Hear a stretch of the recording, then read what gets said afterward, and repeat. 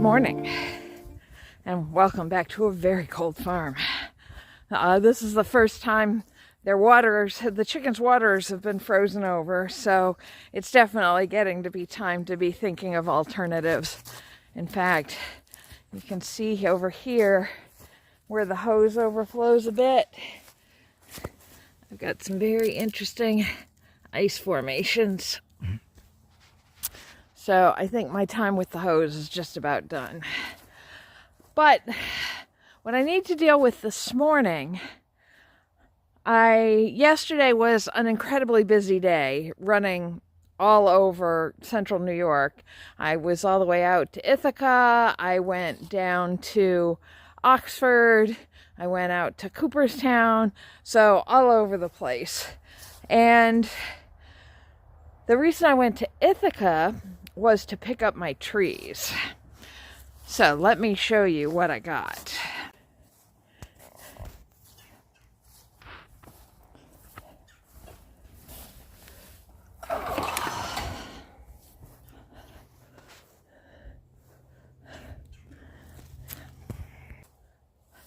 So this very small bundle is about 30 trees, and I have a large variety of plants in here. I have a bunch of hazels.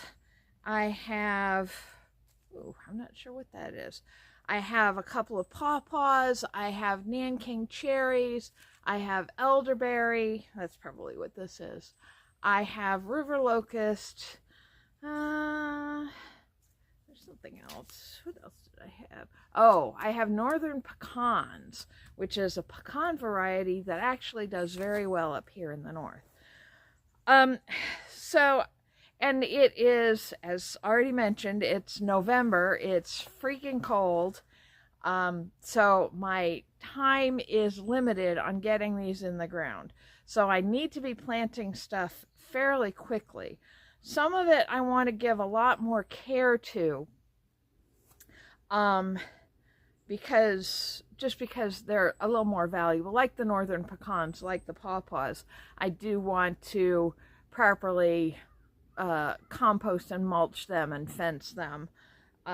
But some of them, like the hazels, I am just gonna get them in the ground and they're on their own from there. I have about an hour before I have to leave for church. So I figure the hazels are probably the best place to start, because that's just like we did down in the lower pasture. Stick the shovel in, lever it, stick the bare root in, lever it back, and Godspeed, good plant. So let's get this open and sorted, and then get over by the creek where I want to put most of these hazels.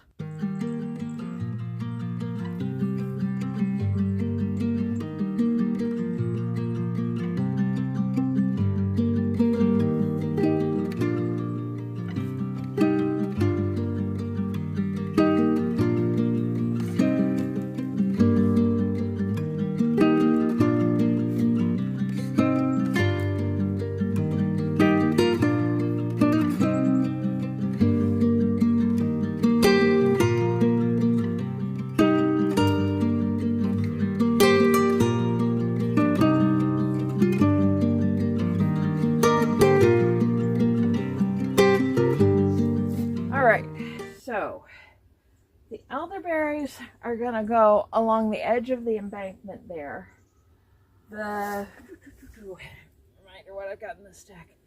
These are currants, and river locust are going in the lower pasture, along with 2 mulberries that I have in the house. The northern pecans, the pawpaws are also going in the lower orchard. The northern pecans and the hickories, these are a shellbark hickory. I'm still deciding on the northern pecans. The hickories I want to put up along the tree line on the upper pasture. And the northern pecans, I may put half up there as well and half along the pond, or I may use them as a lower marker where there's like a water runoff at the back part of the upper pasture, that past which it can be really mucky to get into. Right now it's not at all because we're in the middle of a drought. But so I'm still trying to decide on those northern pecans. And then I've got 4 Nanking cherries. They aren't traditional cherries, it's a bush cherry. I'm going to put at least 2 of them around the apple trees in the front orchard, and I may put the other 2 out in the pasture orchard, or I may put all of them along the front of the garden. I haven't decided which yet. So I don't have to decide on that right now. Right now we're going to focus on getting these hazels in the ground. Unfortunately, like the water, all these plants were frozen this morning. So we definitely are on a short timeline to get this stuff in the ground. I'm going to cover this back up.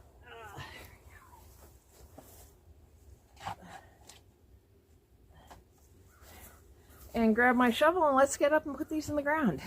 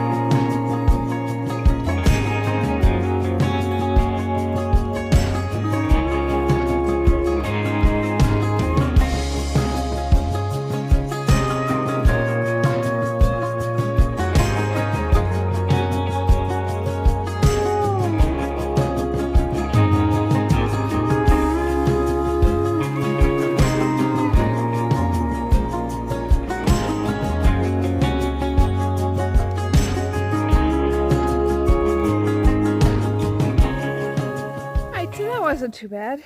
It took me about 20 minutes to get all 10 of those in. And it's just what every hobbit farm needs, a hazel thicket. So I've got these 10 here, and I've got, I don't know if you can see, there's some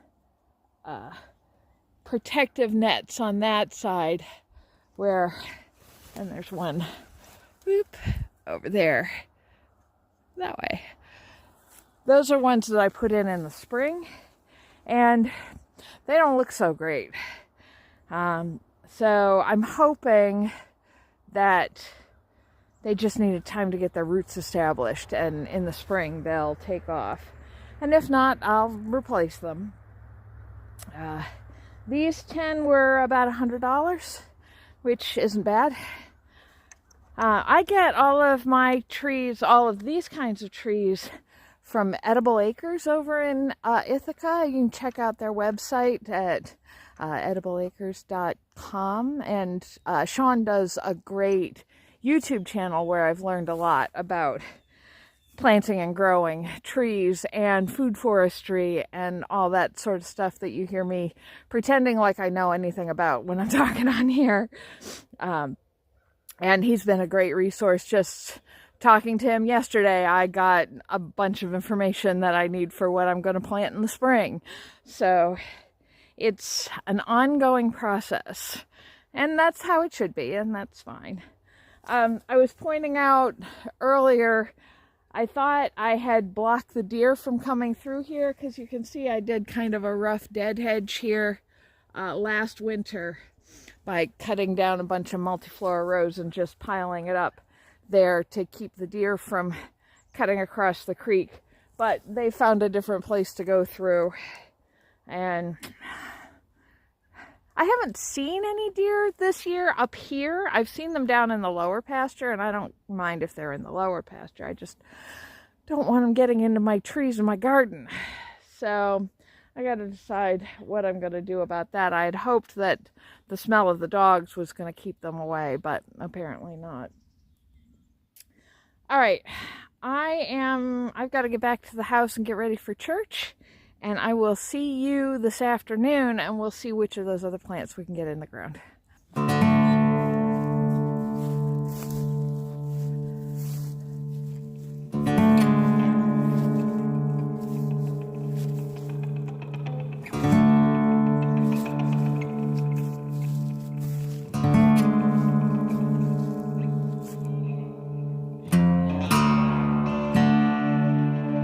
Time and weather are getting away from me. I didn't get home from church as fast as I had hoped, and you can kind of see it's getting dark and gray back there. We are expecting rain this afternoon. Not enough to deal with the drought, but enough that I don't want to be out in it. So we are going to, I decided that perfect is the enemy of done. So I'm going to take most of these trees and just spade them in. I have trees left. You can kind of see the willows there. There. I put those in that nursery bed last fall. There's also some currants in there as well. And I never got around to replanting them elsewhere.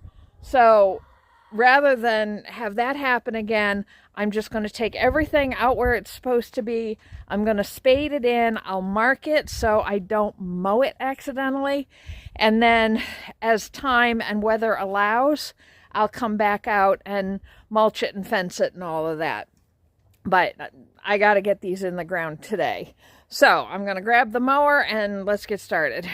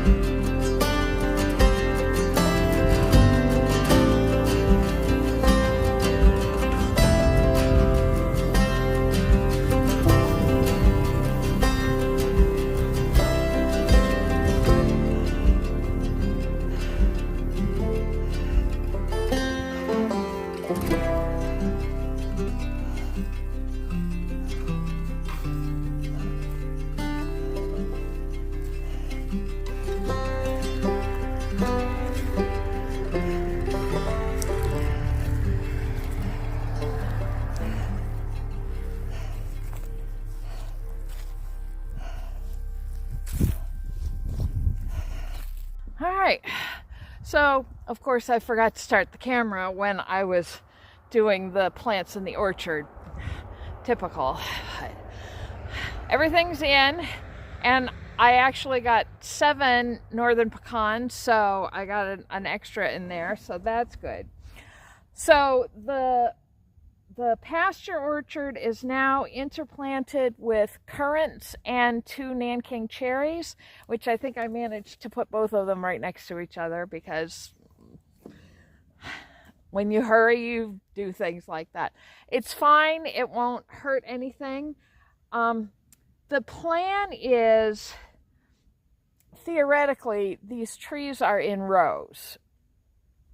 And I want to fill in the space between the trees within the row with shrubs, with bulb and other root crops, ground cover, so strawberries, creeping thyme, things like that, so that in the future, when I come out here to mow, I don't have to do the curlicues. I'm just going to be doing up and down the lanes.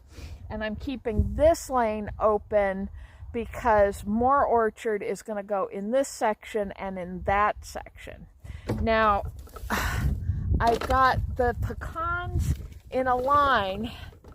Let's see if I can get that tree in here. No, there it is. Okay, from that pine tree, I went about 15-20 feet in. And then every 15 to 20 feet, I put another one. So that's going to be the boundary for the orchard, for the pasture orchard. So now that those are there, and I have a better sense of my boundaries on that end, now sometime when I'm bored, I can come out with the mower and just start clearing all of that scrub away. It'll end up being more work in the long term just because I'll have to keep it mowed. Obviously not this time of year, but if I get it knocked down this time of year and then keep up on it in the spring, that'll be a lot easier. So that is set for now. Now eventually, probably in the spring, I'll come out with cardboard and mulch these new plants really well, and put wood chips around them, and possibly start doing that in the section. So if you can see from this tree to that tree, there's a section. I don't think that's showing right.